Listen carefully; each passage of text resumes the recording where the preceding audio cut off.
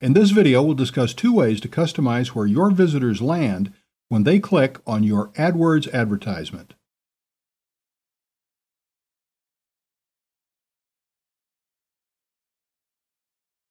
With Google AdWords, you actually have a surprising amount of control over the destination landing page of your visitor.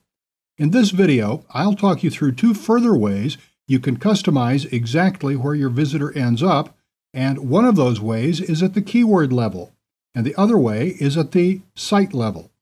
Obviously, those two methods target completely different types of campaigns, with the keyword level, of course, targeting at a keyword campaign, and at the site level, it's aimed at the site-targeted campaign. So let's start first with a keyword-targeted campaign. Let's go with the Antique Tables campaign, which has quite a bit of activity on it. And we want to go to the ad group level, so let's choose the busiest ad group, Antique Tables ad group, and what we need to do for it is go to the Keywords tab. Now, there's two standard ways of editing keywords, or specifically keyword settings. You either click on Edit Keywords here. If I do that, it takes you to a view where you have to change everything in text format, as you can see. And Google has quite a specific syntax here, and that's the syntax. I'll come to that in a moment. Okay, back to the ad group.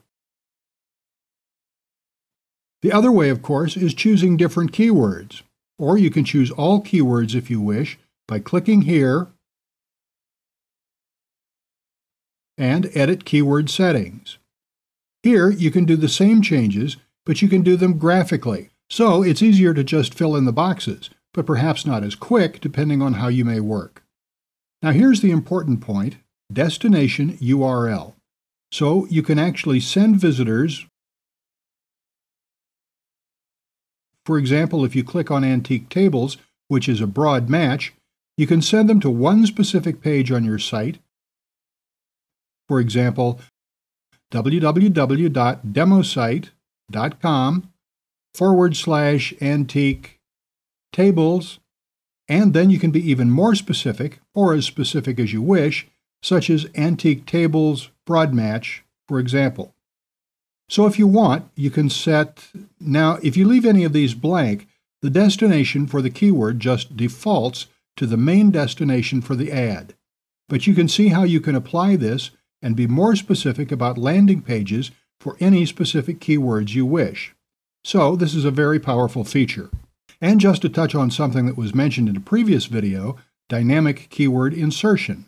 In a way, this is a manual way of doing that, but it gives you more flexibility doing it this way, although it does take longer.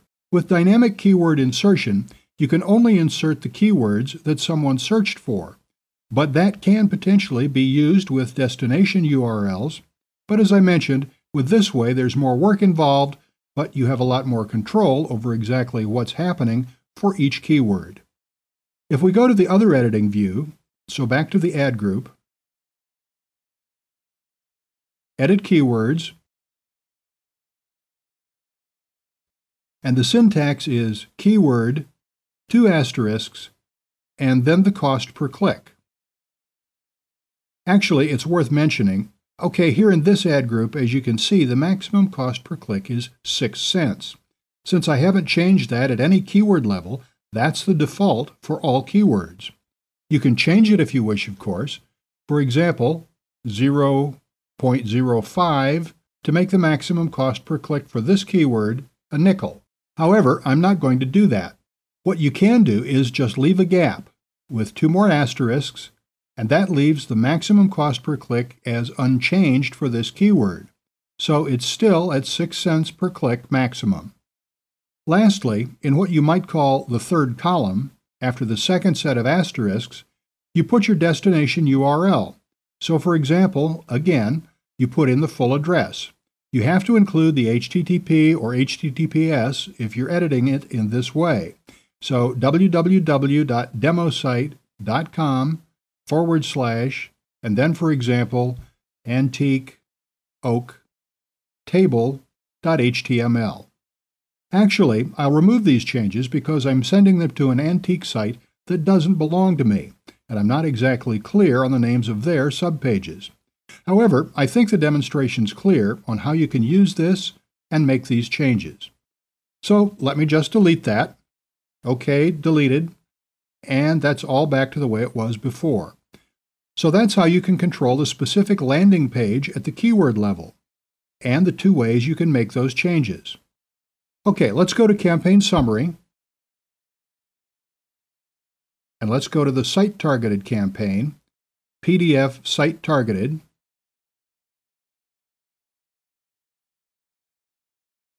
And let's dive into the busiest ad group. And there's been quite a lot of activity, effectively just under 130,000 impressions to date. Let's go to the Site tab. And here, like editing the destination pages at the keyword level, you can control them at the site level, or rather per site. So, edit sites and cost per thousand. And that's the editing view. The maximum cost per thousand in this example is 25 cents. 25 cents per thousand views. And here's the syntax detail over here. 2 asterisks again to break up the columns. The middle column is the maximum cost per click if you want to make it different per site. And the third column is the destination URL. So again, if you don't want to change the maximum cost per click, just add 2 asterisks, space, 2 asterisks, and then wherever you'd like to send traffic to this site. So the full address is http://www.demosite.com/ and whatever reference you want to use. We could just have the same address, for example, as the website. But of course, this page or this folder, because this would be a folder here. And if you add .html at the end, for example, that would become more of a web page.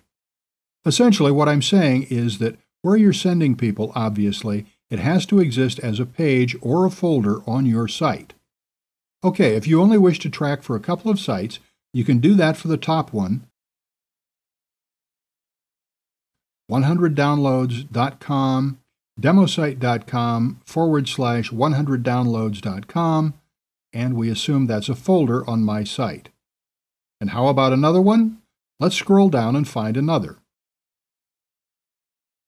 Okay, that will do. 2 asterisks, space, 2 asterisks, http://www.500, excuse me, my mistake. I want to send it to my site. So in this example, my site is demosite.com, then / and then whatever you've called your tracking link, your tracking page, or your tracking folder, 500.ml.org.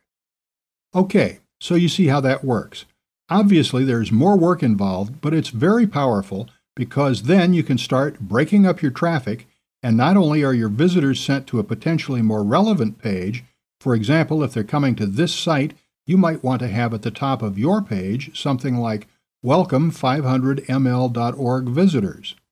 And then you customize it more for them if need be, or you can have it be a pretty standard page, but importantly, you can then track exactly how many people are coming from there, and maybe track them around your site more accurately using something like Google Analytics to see how profitable different sites are to you and to see the quality of the traffic that different sites are sending to you.